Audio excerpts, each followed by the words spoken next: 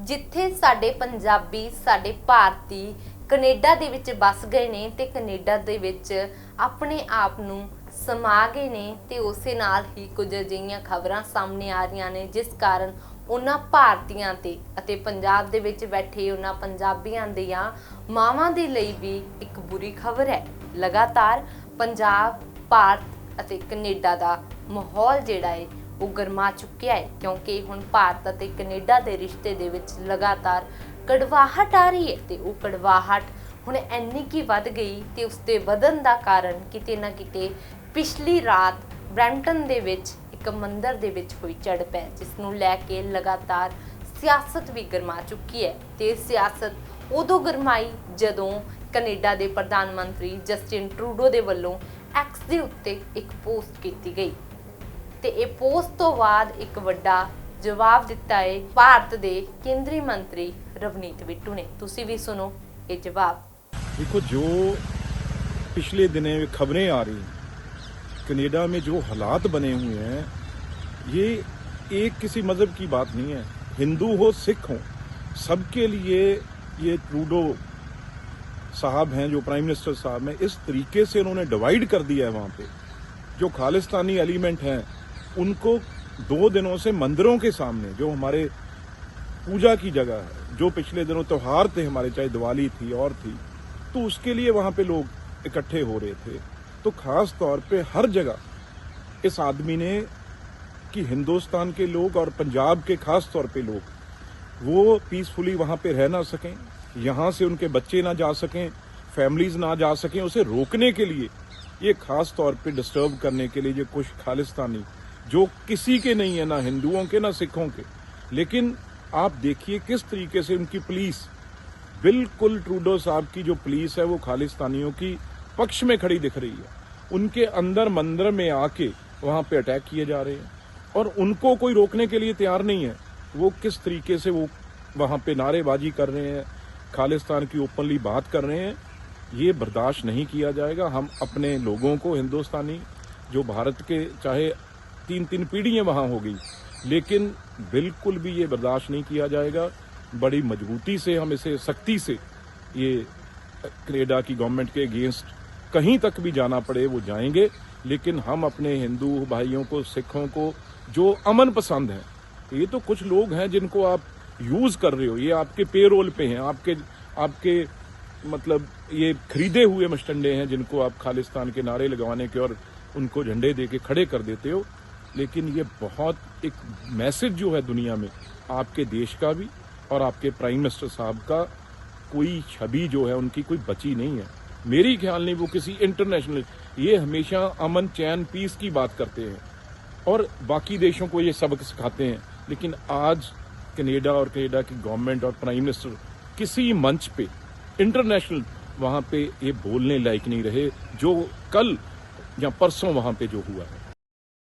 ਰਵਨੀਤ ਬਿੱਟੂ ਤੋਂ ਬਾਅਦ ਤੁਹਾਨੂੰ ਅਸੀਂ ਸੁਣਾਉਣੇ ਆ ਕਿ ਕਿਸ ਤਰ੍ਹਾਂ ਇਸ ਪੂਰੇ ਮਾਮਲੇ ਦੇ ਵਿੱਚ ਐਸਜੀਪੀਸੀ ਦੀ ਐਂਟਰੀ ਹੁੰਦੀ ਹੈ। ਅੱਜ ਮੀਡੀਆ ਦੇ ਅੰਦਰ ਬਹੁਤ ਵੱਡੀ ਖਬਰ ਚੱਲ ਰਹੀ ਹੈ ਤੇ ਬੜੀ ਉੱਚੀ ਸੁਰ ਦੇ ਵਿੱਚ ਚੱਲ ਰਹੀ ਹੈ ਕਿ ਕੈਨੇਡਾ ਦੇ ਅੰਦਰ ਕਿਸੇ ਵੀ ਹਿੰਦੂਆਂ ਦੇ ਮੰਦਿਰ ਦੇ ਉੱਤੇ ਹਮਲਾ ਹੋ ਗਿਆ ਤੇ ਉਸ ਦਾ ਸੰਕੇਤ ਦਿੱਤਾ ਜਾ ਰਿਹਾ ਕਿ ਸਿੱਖਾਂ ਵੱਲੋਂ ਉਸ ਤੇ ਕੀਤਾ ਗਿਆ। ਮੈਂ ਹੱਥ ਜੋੜ ਕੇ ਬੇਨਤੀ ਕਰਨੀ ਚਾਹੁੰਦਾ ਹਾਂ ਸਮੁੱਚੇ ਮੀਡੀਆ ਨੂੰ ਤੇ ਦੇਸ਼ ਦੇ ਮੀਡੀਆ ਨੂੰ ਕਿ ਇਹ ਜਿਹੜੀ ਇਸ ਤਰ੍ਹਾਂ ਦੀ ਜਿਹੜੀ ਅਸੀਂ ਭਾਸ਼ਾ ਵਰਤ ਰਹੇ ਹਾਂ ਤੇ ਮੈਨੂੰ ਲੱਗਦਾ ਇਹ ਭਾਸ਼ਾ ਜਿਹੜੀ ਆ ਨਾ ਤਾਂ ਸਾਡੇ ਦੇਸ਼ ਦੇ ਅੰਦਰ ਆਪਸੀ ਹਾਲਾਤਾਂ ਦੇ ਵਾਸਤੇ ਫਾਇਦੇਮੰਦ ਹੈ ਤੇ ਨਾ ਹੀ ਵਿਦੇਸ਼ਾਂ 'ਚ ਵੱਸਦੇ ਸਾਡੇ ਸਮੁੱਚੇ ਭਾਰਤੀਆਂ ਦੇ ਲਈ ਫਾਇਦੇਮੰਦ ਹੈ। ਇਸ ਮਾਮਲੇ ਨੂੰ ਇਕੱਲਾ ਸਿੱਖਾਂ ਨੂੰ ਦੋਸ਼ੀ ਠਹਿਰਾਉਣ ਦਾ ਮਸਲਾ ਨਾ ਬਣਾਇਆ ਜਾਵੇ। ਇੱਕ ਮੈਂ ਬੇਨਤੀ ਕਰਨੀ ਚਾਹੁੰਦਾ ਗੱਲ ਸ਼ੁਰੂ ਕਰਨ ਤੋਂ ਪਹਿਲਾਂ ਕਿ ਇਹ ਜਿਹੜਾ ਨੈਰੇਟਿਵ ਬਣਾਇਆ ਜਾ ਰਿਹਾ ਉਸ ਦੇ ਵਿੱਚ ਉਸ ਦਾ ਜਿਹੜਾ ਸਪਸ਼ਟ ਪੱਖ ਇੱਥੋਂ ਸ਼ੁਰੂ ਕਰਨਾ ਚਾਹੀਦਾ ਕਿ ਇਸ ਦੇਸ਼ ਦੇ ਅੰਦਰ ਸਿੱਖਾਂ ਦਾ ਕਿੱਡਾ ਵੱਡਾ ਰੋਲ ਹੈ ਤੇ ਆਪਾਂ ਲੰਬੀ ਗੱਲ ਨਾ ਕਰੀਏ। ਗੁਰੂ ਤੇਗ ਬਹਾਦਰ ਜੀ ਮਹਾਰਾਜ ਜਿਨ੍ਹਾਂ ਦਾ 400 ਸਾਲਾ ਜਿਹੜਾ ਕਿ ਇਸ ਦੇਸ਼ ਨੇ, ਮੌਜੂਦਾ ਸਰਕਾਰ ਨੇ ਲਾਲ ਕਿਲੇ ਤੇ ਮਨਾਇਆ, ਜਿਨ੍ਹਾਂ ਨੇ ਜ਼ੁਲਮ ਤੇ ਜ਼ਬਰ ਦੇ ਖਿਲਾਫ ਮਾਨਵਤਾ ਦੇ ਭਲੇ ਤੇ ਮਨੁੱਖੀ ਅਧਿਕਾਰਾਂ ਦੇ ਮੱਦੇਨਜ਼ਰ ਗੁਰੂ ਤੇਗ ਬਹਾਦਰ ਜੀ ਮਹਾਰਾਜ ਨੇ ਹਿੰਦੂ ਧਰਮ ਨੂੰ ਬਚਾਉਣ ਦੇ ਵਾਸਤੇ ਸੀਸਗੰਜ ਸਾਹਿਬ ਵਿਖੇ ਆਪਣਾ ਜਿਹੜਾ ਸੀਸ ਕੁਰਬਾਨ ਕੀਤਾ। ਉਸ ਤੋਂ ਬਾਅਦ ਬੜੀਆਂ ਉਦਾਹਰਨਾਂ ਨੇ। ਤੇ ਮੈਂ ਮਹਾਰਾਜਾ ਰਣਜੀਤ ਸਿੰਘ ਦੇ ਰਾਜ ਦੀ ਗੱਲ ਕਰਦਾ, ਜਿਨ੍ਹਾਂ ਨੇ ਇਹ ਗੁਰਦੁਆਰਾ ਸਾਹਿਬਾਨ ਦੇ ਲਈ ਜਗੀਰਾਂ ਲਾਈਆਂ, ਉਸਾਰੀਆਂ ਕੀਤੀਆਂ। ਉੱਥੇ ਦੇਸ਼ ਦੇ ਬੜੇ ਨਾਮੀ ਜਿਹੜੇ ਮੰਦਰ ਸੀ ਉਹਨਾਂ ਵਾਸਤੇ ਵੀ ਜਿਹੜੇ ਕਹਿੰਦੇ ਹੁੰਦੇ ਆ ਉਹਨਾਂ ਨੇ ਭੇਟਾਵਾਂ ਦਿੱਤੀਆਂ। ਇਹ ਦੇਸ਼ ਦੇ ਅੰਦਰ ਜਿਹੜਾ ਸਾਡਾ ਇਤਿਹਾਸ ਹੈ ਉਹ ਇਸ ਗੱਲ ਦੀ ਗਵਾਹੀ ਭਰਦਾ। ਸੋ ਇਸ ਕਰਕੇ ਜਿਹੜੀ ਤਸਵੀਰ ਅੱਜ ਕੈਨੇਡਾ ਵਿੱਚੋਂ ਸਾਹਮਣੇ ਆ ਰਹੀ ਆ, ਇਸ ਤਰ੍ਹਾਂ ਦੀ ਤਸਵੀਰ ਜਿਹੜੀ ਆ ਉਹ ਕਈ ਵਾਰ ਦਿਖਾਈ ਦਿੱਤੀ ਆ ਕੈਨੇਡਾ ਦੇ ਅੰਦਰ। ਭਾਵੇਂ ਕਿ ਜਿਹੜੇ ਅੱਜ ਸਬੰਧ ਨੇ ਕਾਫੀ ਵੱਡੀ ਪੱਧਰ ਤੇ ਖਟਾਸ ਵਿੱਚ ਨੇ ਤੇ ਵਿਗੜ ਚੁੱਕੇ ਨੇ, ਜਿਨ੍ਹਾਂ ਦੇ ਸਬੰਧਾਂ ਨੂੰ ਸੁਧਾਰਨ ਦੇ ਲਈ ਅਸੀਂ ਦੇਸ਼ ਲਈ ਤੇ ਕੈਨੇਡਾ ਦੀ ਸਰਕਾਰ ਲਈ ਅਪੀਲ ਵੀ ਕਰਦੇ ਹਾਂ ਕਿ ਇਸ ਨੂੰ ਸੁਧਾਰਨਾ ਬੜਾ ਜ਼ਰੂਰੀ ਆ ਤੇ ਸੁਧਾਰਨਾ ਚਾਹੀਦਾ। ਮੈਂ ਇਹ ਗੱਲ ਕਰਦਾ ਸੀਗਾ ਕਿ ਇਹ ਤਸਵੀਰਾਂ ਜਿਹੜੀਆਂ ਅੱਜ ਦੇਖਣ ਵਿੱਚ ਆ ਰਹੀਆਂ ਨੇ, ਇਹ ਤਸਵੀਰਾਂ ਪਿਛਲੇ ਕੁਝ ਦਿਨਾਂ 'ਚ ਕਿਸੇ ਗੁਰਦੁਆਰੇ ਦੇ ਬਾਹਰ ਸੀ ਜਾਂ ਅੰਬੈਸੀ ਦੇ ਬਾਹਰ ਸੀ। ਸੋ ਇਹ ਤਸਵੀਰਾਂ ਇਸ ਤਰ੍ਹਾਂ ਚੱਲ ਰਹੀਆਂ ਨੇ। ਸੋ ਇਹ ਕੋਈ ਅੱਜ ਪਹਿਲੀ ਤਸਵੀਰ ਨਹੀਂ ਹੈਗੀ। ਦੂਜੀ ਗੱਲ ਮੈਂ ਇਹ ਗੱਲ ਕਹਿ ਦੇਵਾਂ ਕਿ ਇਹਨੂੰ ਕਿਸੇ ਵੀ ਤਰ੍ਹਾਂ ਹਿੰਦੂ ਮੰਦਿਰ 'ਤੇ ਹਮਲਾ ਨਾ ਮੰਨਿਆ ਜਾਵੇ। ਹਮਲਾ ਹੋਇਆ ਸੀ ਇੰਦਰਾ ਗਾਂਧੀ ਨੇ 84 ਵਿੱਚ ਕੀਤਾ, ਦਰਬਾਰ ਸਾਹਿਬ 'ਤੇ ਅਕਾਲ ਤਖਤ ਸਾਹਿਬ ਢਾਇਆ, 38 ਗੁਰਦੁਆਰਾ ਸਾਹਿਬ 'ਤੇ ਕੀਤਾ। ਤੇ ਇਹ ਦੋ ਵਿਚਾਰਧਾਰਾ ਦੇ ਲੋਕਾਂ ਦਾ ਆਪਸੀ ਟਕਰਾਅ ਆ। ਉਹ ਭਾਵੇਂ ਜਿਹੜਾ ਟਕਰਾਅ ਆ ਉਹ ਜਿਹੜਾ ਕਿ ਮੰਦਿਰ ਦੇ ਬਾਹਰ ਹੈ, ਤੇ ਉਸ ਦੇ ਵਿੱਚ ਤੁਸੀਂ ਦੇਖੋ ਕਿ ਕਿਸੇ ਨੇ ਵੀ ਕਿਸੇ ਦੇ ਧਰਮ ਨੂੰ ਤੋਹੀਨ ਨਹੀਂ ਕੀਤੀ, ਕਿਸੇ ਨੂੰ ਕੋਈ ਧਾਰਮਿਕ ਗਾਲੀ ਗਲੋਚ ਨਹੀਂ ਹੋ ਰਹੀ, ਜਾਂ ਕਿਸੇ ਦੇ ਧਰਮ ਦੀ ਕੋਈ ਹਾਨੀ ਨਹੀਂ ਕੀਤੀ ਜਾ ਰਹੀ, ਕਿਸੇ ਤਰ੍ਹਾਂ ਮੰਦਿਰ ਦੇ ਨੂੰ ਕੋਈ ਨੁਕਸਾਨ ਨਹੀਂ ਪਹੁੰਚਾਇਆ ਜਾ ਰਿਹਾ। ਇਹ ਦੋ ਵਿਚਾਰਧਾਰਾ ਦਾ ਜਿਨ੍ਹਾਂ ਦਾ ਆਪਸੀ ਟਕਰਾਅ ਚੱਲ ਰਿਹਾ।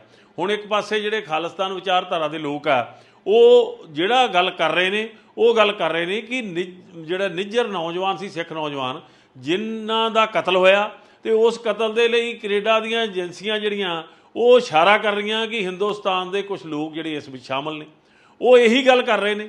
ਤੇ ਇਸ ਗੱਲ ਨੂੰ ਅਸੀਂ ਕਿਸੇ ਧਰਮ ਦੇ ਖਿਲਾਫ ਨਾ ਮੰਨਿਆ ਜਾਵੇ।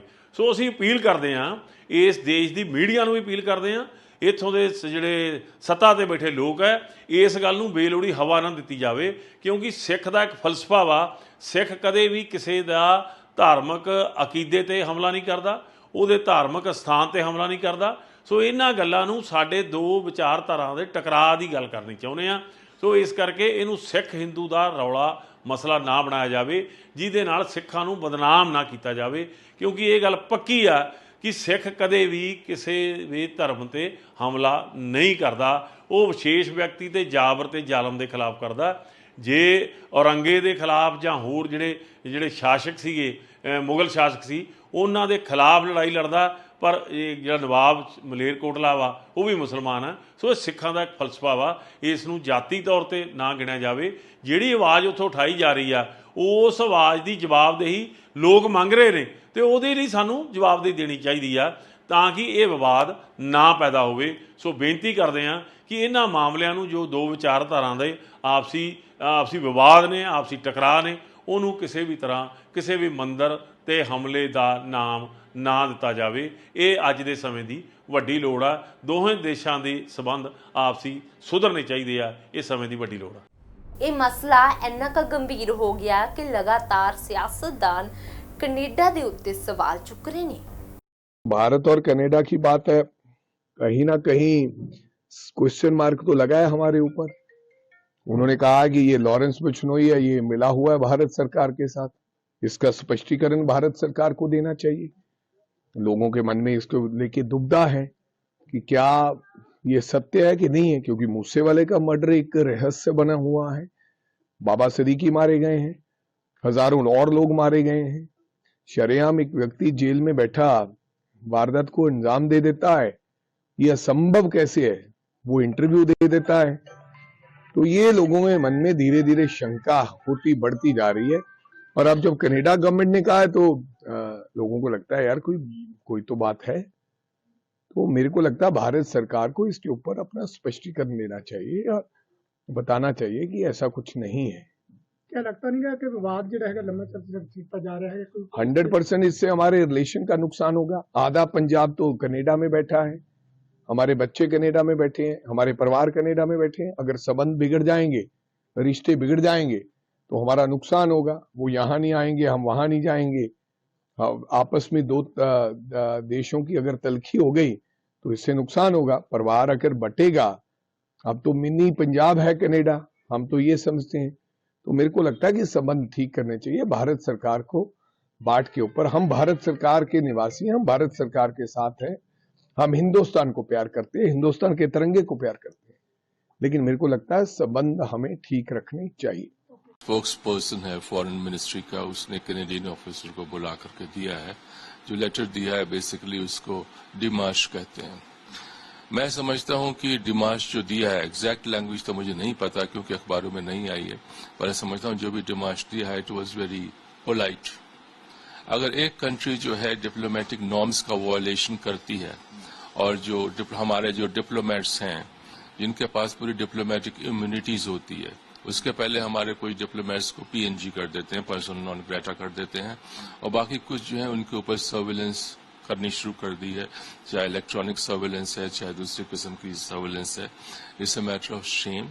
और जो इंटरनेशनल रिलेशंस हैं उसके लिए ये बहुत ही बड़ा उसका वायलेशन है। इसमें तो मैं समझता हूं जितना स्ट्रांगली वर्डेड डिमांड जाता तो अच्छा था। Probably we could have said this thing also that जो भी कनाडा के इस समय इंटरनल पॉलिटिकल हालत है, प्रोबेबली उनका जो प्राइम मिनिस्टर है, उनके गवर्नमेंट जो है, उनका फॉरेन मिनिस्टर जो है Meloni, I think they gone बर्सक, शायद उनके दिमाग का कोई स्क्रू ढीला हो रहा है। ये चीजें जो होती हैं डिप्लोमेसी में नहीं आती हैं। कुछ दिन पहले मैं जो ट्रूडो का जो प्रोफाइल है, पर्सनालिटी प्रोफाइल, वो पढ़ रहा था, उसमें लिखा हुआ था yes that he is very aggressive and is over ambitious. अगर ओवर एम्बिशियस है उसके साथ साथ एक और लिखा था that he is too impulsive. Politics में, राजनीति में और खासकर इंटरनेशनल रिलेशंस में इम्पल्स नहीं चलती है। अगर इम्पल्स की बात करें तो वही हो जाएगा जैसे कि इम्पल्सिव रिएक्शन हमें दिखाई देती रही है पाकिस्तान से, चाइना से, उस जो कि इंडिया के हमारे उनकी स्टैंड से लगता है कि इंडिया के लिए एक कट्टर तौर पे विरोधी हो गए हैं। और जैसे जैसे समय आता जा रहा है कनाडा में इलेक्शंस का, आई थिंक ट्रूडो जो है he is losing his sense of right and wrong. उसका जो जजमेंट है प्रोबेबली वो भी गलत होता जा रहा है। Again it's matter of shame not for us but for the Canadians as such. Canadians और जो इंटरनेशनल जो डिप्लोमेटिक कोर कहते हैं जिसको, diplomatic corps has to realise कि इस प्रकार की हरकतें ठीक नहीं है। अगर इंडिया भी इस प्रकार की हरकत करे कि वहां जो कैनेडियन यहाँ पे जो भी कोई है उनके ऊपर लगातार सर्विलेंस करे, जैसे मुझे याद है कि पाकिस्तान वगैरह में सर्विलेंस करते हैं, मोस्टली करते हैं बम्पर टू बम्पर। आगे हमारा जो है रिप्रेजेंटेटिव, हमारा डिप्लोमेट जा रहा है, ऑलमोस्ट गाड़ी के पीछे गाड़ी लगाए जा रहे हैं। इसको we call it bumper to bumper surveillance. अगर कनाडा ने वैसे बम्पर टू बम्पर सर्विलेंस करनी शुरू कर दी है तो I am sure it's a matter of Shem. And ये मसला ऐसा है चूंकि ये डिप्लोमेटिक रिलेशंस का वॉयलेशन है, इट्स अबाउट टाइम। मैं समझता हूं कि इंडिया को इस बात को यूनाइटेड नेशंस में भी उठाना चाहिए कि क्या हो रहा है। अगर डिप्लोमेटिक जो एक बेसिस है डिप्लोमेटिक रिलेशंस की, अगर उसको ही डिस्ट्रॉय कर देंगे तो किसी भी देश के, किसी भी दो देशों के संबंध जो है कभी भी नहीं सुधर सकते हैं। Thank you. क्या अभी देरी कर रही है इंडिया? इसके ऊपर जल्दी से जल्दी एक्शन लेना चाहिए और थोड़ा करती से ट्रू। मेरी अपनी रिएक्शन ये है, मेरा अपना व्यू पॉइंट ये है, ओपिनियन है कि हम लोग इसमें बस सॉफ्टली इसको प्ले कर रहे हैं। इट्स अबाउट टाइम कि अगर कोई कंट्री जो है इतना आउट ऑफ वे जाके हमारे होम मिनिस्टर पे, हमारे जो मंत्री हैं, हमारा जो डिप्लोमेटिक कोर है, उस पर ऐसे बेसलेस एलिगेशन लगाना शुरू करेगा, it is a matter which needs to be taken in the United Nation General Assembly. We need to ask for a special convention of the United Nations General Assembly and to take this particular issue out there and to the very end जो इसका हो सकता है, अंत तक हमें इसको ले जाना पड़ेगा. और जो अभी तक इंडिया ने प्ले किया है सर, देखिए पंकज जी, जो इंडिया और कनाडा का जो अभी विवाद चल रहा है, मैं समझता हूँ ये बहुत ही गंभीर और चिंता का विषय है. पिछले काफ़ी लंबे समय से कनाडा और इंडिया के संबंध बहुत अच्छे हैं, इसलिए पंजाब के लोगों ने, पंजाबी लोगों ने कनाडा को चुना और वहाँ जाकर के काफ़ी लोग, लाखों के लोग गिनती में लोग वहाँ कनाडा में बसे हैं और आज वो सिटीजन बने हुए हैं और बहुत तरक्की की है. और पिछले कुछ समय से जो हालात बिगड़ रहे हैं कनाडा के और इंडिया के, इसमें सभी लोगों की बहुत चिंता बढ़ी हुई है. खास करके पंजाब के लोगों की और पंजाबियों की चिंता तो बहुत ज़्यादा बढ़ी हुई है, क्योंकि कनाडा को मिनी पंजाब बोला जाता है और हिंदुस्तान में पंजाब जो है, पंजाब का सूबा जो है वो पंजाबियों का घर है. तो मैं समझता हूँ ये जो मसला खड़ा किया गया है, पहले इनके राजनीतिक लोग राजनीतिक थे, डिप्लोमेट, उनको वापस बुलाया गया है, अभी और मसला गंभीर होता जा रहा है। तो जो दोनों के देशों में हित में नहीं है, दोनों देश इसमें जितनी जल्दी हो सकती है इसको खत्म करें और आपस में मिल बैठ के मैं दोनों प्राइम मिनिस्टर को बेनती करता हूं, श्रोमणी गुरुद्वारा प्रबंधक कमेटी की तरफ से बेनती करता हूं कि आपसी जो रिश्ते हैं उनको सुधारो और दोनों प्राइम मिनिस्टर बैठ के जल्दी बैठ के इन जो विवाद चल रहा है उसको खत्म किया जाए। पिछले समय में जब ट्रूडो साहब यहाँ पंजाब में आए थे और श्रोमणी गुरुद्वारा प्रबंधक कमेटी की तरफ से उनका बहुत वेलकम किया गया था, बहुत भारी स्वागत किया गया था। मैं श्रोमणी गुरुद्वारा प्रबंधक कमेटी की तरफ से भी ट्रूडो साहब को भी बेनती करता हूं और खास तौर पे जो इंडियन प्राइम मिनिस्टर है उनको भी बेनती करता हूं कि जितनी जल्दी हो सकता है ये मसला जो है इसको सुधार लाएं और ये मसला उसको तुरंत खत्म करे। ना सिटीजन और उधर जो कनाडा में रहते हैं, जो इधर के लोग रिश्तेदार रहते हैं, उनके मन में बहुत गंभीर चिंता बड़ी हुई है। तो मैं ये बेनती करता ਤਾਂ ਤੁਸੀਂ ਸਾਰੇ ਸਿਆਸਤਦਾਨ ਅਤੇ ਐਸਜੀਪੀਸੀ ਦੇ ਮੁੱਖ ਮੈਂਬਰਾਂ ਦੀ ਵਿਚਾਰਧਾਰਾ ਨੂੰ ਕਿਵੇਂ ਸਮਝਦੇ ਹੋ ਤੇ ਤੁਹਾਨੂੰ ਕੀ ਲੱਗਦਾ ਹੈ ਕਿ ਕੀ ਇਹ ਭਾਰਤ ਕੈਨੇਡਾ ਦੇ ਰਿਸ਼ਤੇ ਦੇ ਨਾਲ ਜੋ ਪੰਜਾਬੀ ਕੈਨੇਡਾ ਦੇ ਵਿੱਚ ਜਾ ਕੇ ਬਸੇ ਨੇ ਉਹਨਾਂ ਦੇ ਰਿਸ਼ਤਿਆਂ ਦੇ ਵਿੱਚ ਵੀ ਕੋਈ ਕੜਵਾਹਟ ਆਵੇਗੀ ਜਾਂ ਫਿਰ ਜਲਦ ਹੀ ਇਹ ਮਾਮਲਾ ਸੁਲਝ ਜਾਵੇਗਾ ਤੇ ਉਸੇ ਤਰ੍ਹਾਂ ਜਿਵੇਂ ਪਹਿਲਾਂ ਪੰਜਾਬੀ ਭਾਰਤੀ ਕੈਨੇਡਾ ਦੇ ਵਿੱਚ ਜਾ ਕੇ ਬਸੇ ਨੇ ਜਾਂ ਫਿਰ ਆਪਣੇ ਰਿਸ਼ਤੇਦਾਰਾਂ ਨੂੰ ਮਿਲਦੇ ਸੀ ਉਹ ਉਸੇ ਤਰ੍ਹਾਂ ਜਾਰੀ ਰਹੇਗਾ। ਬਿਊਰੋ ਰਿਪੋਰਟ ABP ਸਾਂਝਾ।